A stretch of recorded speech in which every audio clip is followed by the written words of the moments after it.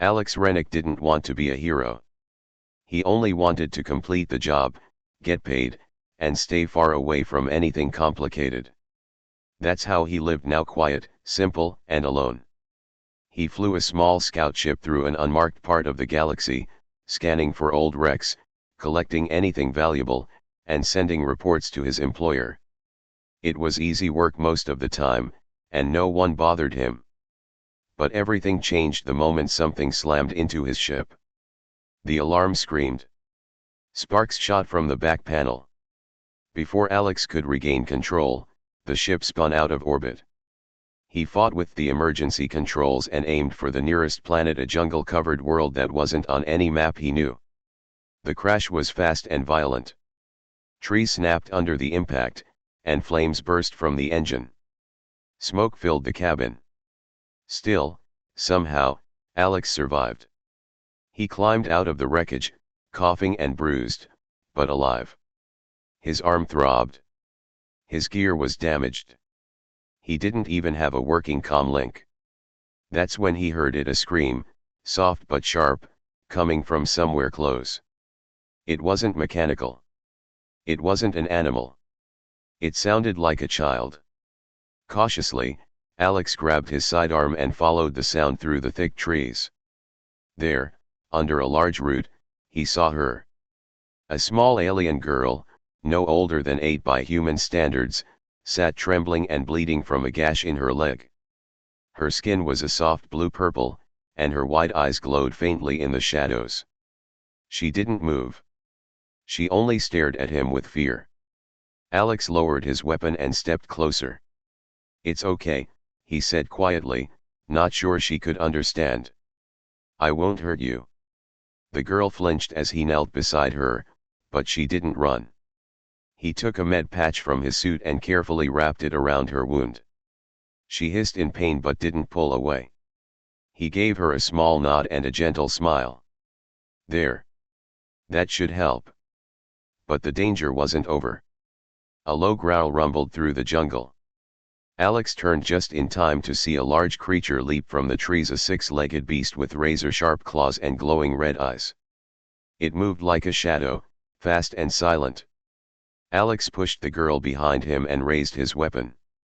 He fired once, hitting the ground in front of the beast. It didn't stop. The second shot hit its neck, and it collapsed just feet from them. Before Alex could check the girl again, he noticed something else. They were surrounded. Not by beasts but by more of her kind. Dozens of blue-skinned aliens stood among the trees, watching him with serious eyes. Some held spears. Others stood with open hands. They had been hiding. Waiting. Alex slowly raised his hands. "I'm not your enemy," he said. The aliens didn't speak his language, but they didn't attack either. One of them, an older male with marks on his face, stepped forward. He looked at the girl, then at Alex. He touched the med patch, then reached out and touched Alex's chest. He spoke a single word.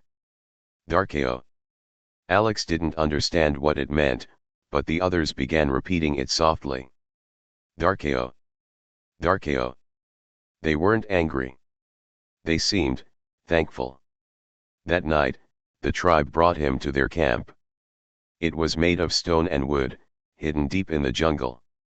They gave him food, warm soup, sweet fruit, and a place to rest. The girl stayed close to him, never leaving his side. No one tied him up. No one questioned him. They simply watched and waited. The next morning, he woke to the sound of drums and soft singing. In the center of the village, the girl stood beside a drawing in the dirt, a figure shaped like him, holding a weapon and surrounded by light. She pointed at the drawing, then at Alex. The tribe began to chant again, "Darkeo." He didn't understand everything, but he understood this much: he had saved one girl, and now the entire tribe saw him as something more than just a man. He had become their protector. Their guardian. Alex stayed with the tribe longer than he planned. At first, he thought he'd leave as soon as he fixed the broken parts of his suit and located the emergency beacon. but the days turned into weeks. The people, once strangers, now smiled when they saw him. The children played near him. The elders greeted him with respect. And the girl he saved, whose name he learned was Leary, followed him everywhere. She didn't talk much, but she watched everything he did. She copied the way he walked, the way he built things, even how he cleaned his tools. She was smart, curious, and quick.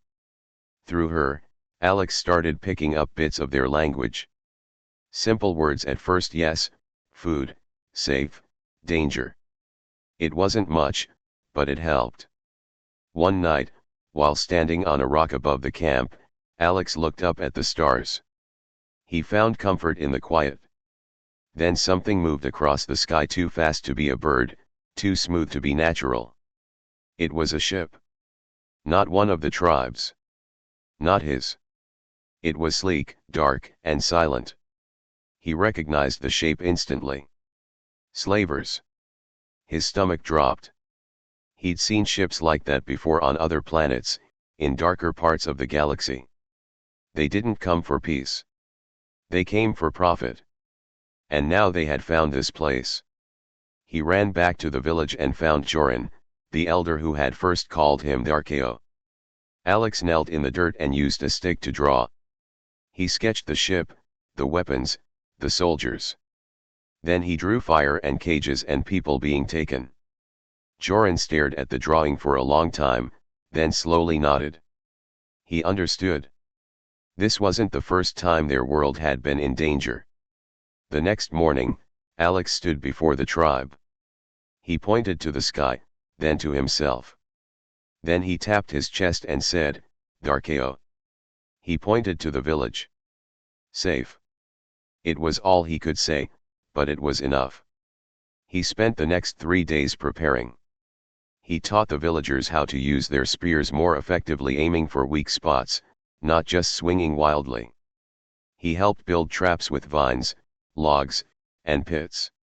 He crafted decoys and alarms using parts from his crashed ship. He showed them how to fight as a team. They trained hard, especially Leary. She never complained. She never quit. She made her own spear, smaller than the others, but fast and sharp. Alex could see it in her eyes. She wanted to protect her people too. Then the slaver ship returned. It landed just beyond the river, near the open valley. Thick black smoke hissed from its engines. The trees shook. Metal doors opened, and figures stepped out, armored, and cruel. They moved through the forest, scanning with handheld devices. They were hunting. Alex didn't wait. He led a small team of warriors through the jungle, circling behind the slavers. They moved quietly, hiding in the tall grass. When the first slaver stepped into the trap, a net flew up and pulled him into the trees. 2 more walked into spike pits. Screams echoed through the forest. The tribe hit hard and disappeared fast. They threw rocks, fired arrows, and vanished before the slavers could respond. Alex threw a flash bomb made from his ship's energy core. It exploded in a burst of white light, blinding the attackers. The tribe used that moment to strike. By the time the sun set, the slavers had pulled back to their ship. Half of their group was missing. The rest were injured and confused. They had expected a simple raid. Instead, they faced a people who fought back and a human who led them like a soldier. That night, the tribe gathered around the fire again. Alex sat beside Leary and Joran. No one spoke. They didn't need to. The next morning, Alex stood at the edge of the village and looked at the broken pieces of the slaver ship. He'd disabled it the night before by sneaking inside and cutting the power lines. It wouldn't fly again. The tribe was safe for now. Joran came to him and placed a hand on his shoulder. "Darkeo," he said with pride. Alex didn't feel like a hero. He felt tired, sore, and worried about what might come next. But he nodded anyway. He wasn't just a visitor anymore. He wasn't a broken soldier or a forgotten scavenger. He was something more. He was their guardian. Peace returned to the village, but it didn't feel like it would last. The forest was calm again. The children played. The hunters sang as they moved through the trees. But Alex kept looking up at the sky. He knew the slavers wouldn't be the last ones to come. Virex 9 was unregistered and rich with life. That made it valuable. Dangerous. A target. A few days after the battle, Alex searched through the wreckage of the slaver ship. Most of the tech was destroyed, but buried beneath a pile of metal and burnt cloth, he found a small black device. He recognized it immediately. It was a distress beacon, a long-range transmitter. If turned on, it would send a signal deep into space. He held it in his hands for a long time.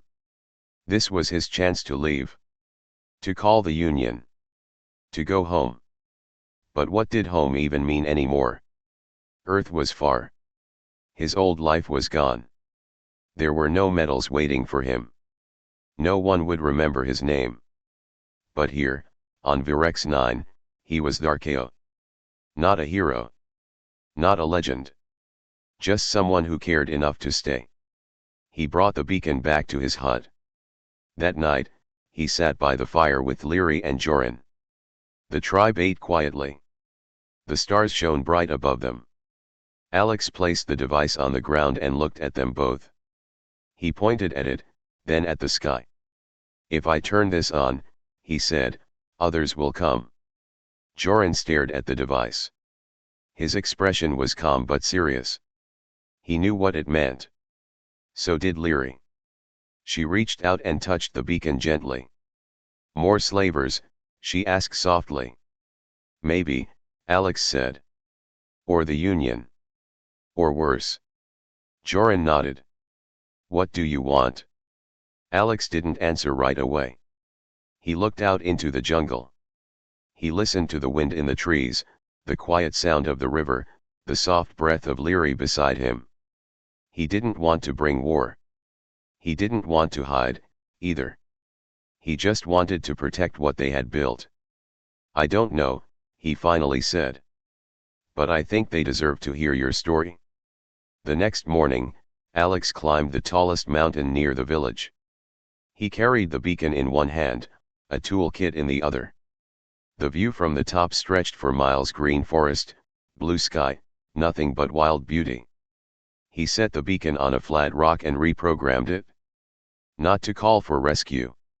Not to request help. But to send a message. Just once. Just loud enough to be heard. He recorded his voice, speaking clearly, simply, like someone who had learned to say more with less. "This is Alex Rennick. If you're hearing this, I'm on Virex 9. This world is not abandoned. It is not empty. There are people here. Families. Children. They don't belong to anyone but themselves. If you come, come in peace. Or don't come at all." He paused, then added one more line. "They called me Darkeo. That means guardian. I didn't save them. They saved me." Then he hit send. The light blinked once. The message was gone, traveling through space. And then Alex crushed the beacon beneath a rock. There would be no tracking signal. No follow-up. Just his words and whatever the stars decided to do with them. In the days that followed, Alex returned to the village and helped repair what was broken. The people built stronger walls. They planted more crops. The children trained with wooden spears. Life moved forward. Alex built himself a small home near the river. The tribe helped, bringing stone and wood. They carved his name into the doorway, not Alex, but Darkeo. He hunted in the mornings, taught the young ones in the afternoons, and sat by the fire at night with Leary, who had grown taller and stronger. She carried her spear like she was born to lead. She spoke with the wisdom of someone twice her age. And she still called him friend. One evening, while gathering wood, Alex saw something high above in the sky. A ship. It passed silently, leaving no trail, no smoke, no light beyond a faint glimmer. He watched it go, his heart steady. Maybe they had received his message. Maybe they had listened. Maybe they chose to leave this world in peace. He didn't need to know for sure. Because here, on this strange planet with its strange people, he had found something he thought he'd lost long ago: purpose. And that was enough. Years passed quietly. The jungle stayed green. The rivers kept flowing. The tribe remained strong. Time moved slowly on Virex 9, and the name Tharkeo became more than a word. It became a story, a lesson, a part of their identity. Children were raised with tales of the man from the stars who fought for their freedom and chose to stay. His statue stood tall in the center of the village, not as a god or ruler, but as a protector, just as he had been in life. One of those children was named Kira. She was different from the others. Curious, bold, always asking questions. Her mother was Leary, the girl Alex had once saved, now a leader and warrior of the tribe. Leary had grown strong under Alex's guidance, and she passed that strength to her daughter. But Kira didn't just want to follow tradition. She wanted to understand it. She wanted to know everything about the man her people called Tharkeo. She spent hours at his statue, tracing the lines of the carving, asking her mother to repeat the old stories. She listened closely when the elders spoke about the battles, the traps, and the final stand. She wanted to know what Alex's home looked like, what kind of people raised someone like him, and what it meant to come from the stars. One day, while walking near the river, Kira noticed a worn path she hadn't seen before. Curious, she followed it through the trees until she reached an old wooden house covered in moss. It was small and broken in places, but something about it felt alive. She stepped inside. Dust floated in the sunlight. The walls were covered in strange symbols, letters from another language. Tools sat untouched on a wooden table. In the corner, hidden under a cloth, she found a box. It was smooth and black, with a red button on top. Kira pressed it. At first, nothing happened. Then, with a soft click, the box lit up and began to play a voice, crackly, old, but clear. "This is Alex Rennick. If you're hearing this, I guess I'm gone." Kira froze. It was him. She sat on the floor and listened. "I came to this world by accident. I stayed because of you. To Leary, if you're still here, thank you. You made me believe again. To whoever finds this, I hope the world is still safe. I hope you remember that humans can protect, not just destroy. Maybe one day, you'll reach the stars again. And if you do, tell them about this place. Tell them about the tribe who called a stranger their guardian." The message ended, and the room went silent. Kira didn't move for a long time. Then she stood, took the box in her hands, and ran home. That night, she played the message for her mother. Leary didn't speak while it played. She just stared into the fire, eyes full of emotion. When it ended, she whispered, "He never really left." The next morning, Kira stood before the tribe and told them what she had found. She spoke with fire in her voice. "We were given a gift. Tharkeo didn't just fight for us, he believed in us. He believed in who we could become." The elders listened. The young warriors listened. Even the smallest children sat still. "We've hidden long enough," Kira said. "It's time to speak to the stars. Not to ask for help, but to share our story." Some were afraid. Others unsure. But Leary stepped forward and said, "My daughter speaks the truth. We cannot stay silent forever. The galaxy must know who we are." The tribe agreed. Over the next few days, Kira returned to the house near the river. She cleaned it, repaired the roof, and worked with the other villagers to power up the old tools and devices Alex had left behind. Deep under the floor, they found the broken pieces of a communications dish. They rebuilt it using metal from the slaver wreck, vines from the jungle, and pieces of tech Alex had stored for years. When the dish finally stood tall again, Kira climbed to the top of the mountain, the same place where Alex had once sent his message, and stood beneath the stars. She took a breath and spoke clearly into the transmitter. "This is Kira, daughter of Lyri. We are the tribe of Virex 9. Long ago, someone from your world came to ours. He didn't conquer us. He didn't rule us. He stayed. He protected.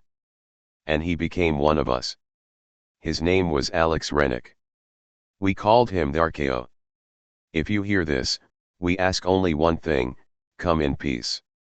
If not, do not come at all." She pressed the button and sent the message.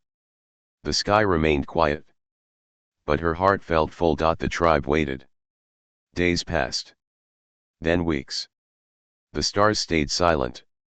Kira kept returning to the mountaintop every morning to check the signal dish.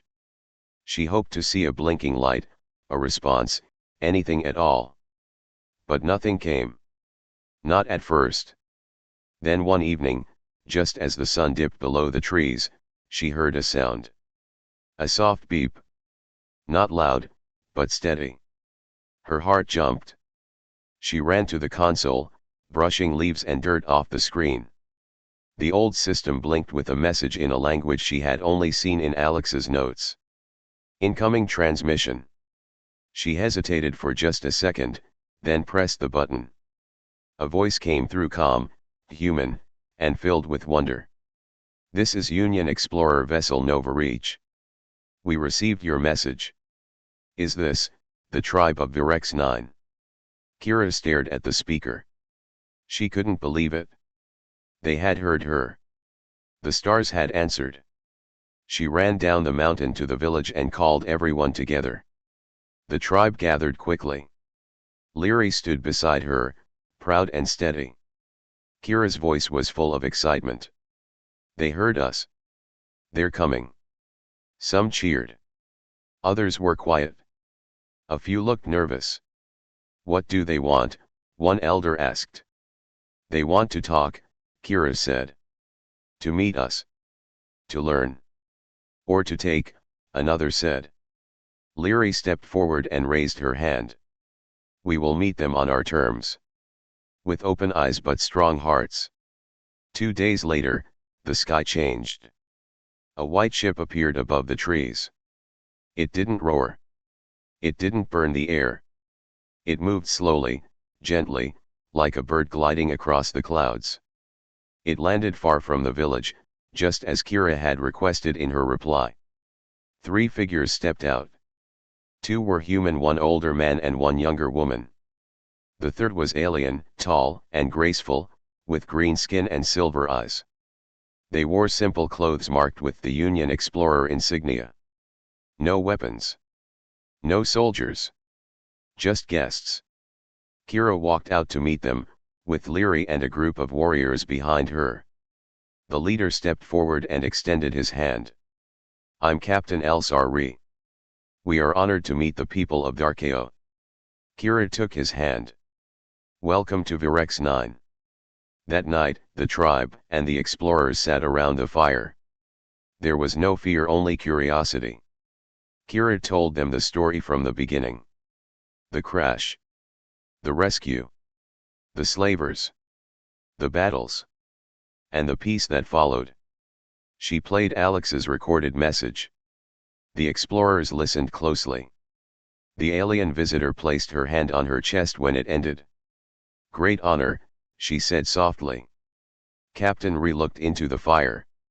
"We've heard stories of a scout named Alex Rennick," he said. "He went missing years ago.